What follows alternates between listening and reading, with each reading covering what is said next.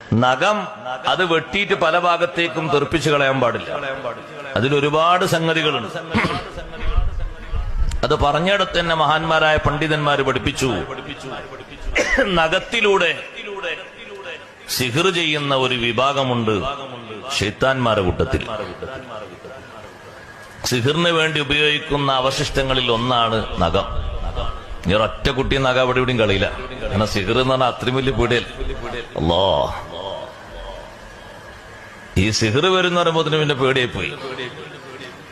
അതിന് ഉപയോഗപ്പെടുത്തിയിട്ടുണ്ട് പഴയ കാലത്ത് ഒഴിവാക്കപ്പെടുന്ന നഖങ്ങൾ. അതുകൊണ്ട് നഖങ്ങൾ അങ്ങനെ വെട്ടി മുറിച്ച് ഒഴിവാക്കേണ്ടതല്ല, അത് കുഴിച്ചു മൂടണം.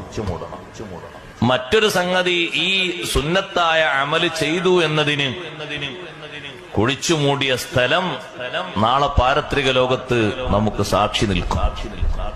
യൗമഇദിൻ തുഹദ്ദിസു അഖ്ബാറഹാ.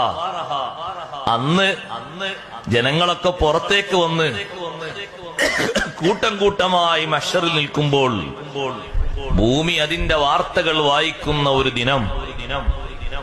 എന്താണ് ആ ഭൂമി വായിക്കുന്നത്?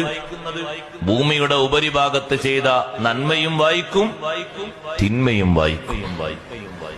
ആ ഭൂമി സാക്ഷിയാകുന്ന ഒരു സംഗതിയാണ്. ഇയാൾ ഈ സുന്നത്തായ അമല് നിർവഹിച്ചിട്ടുണ്ട്.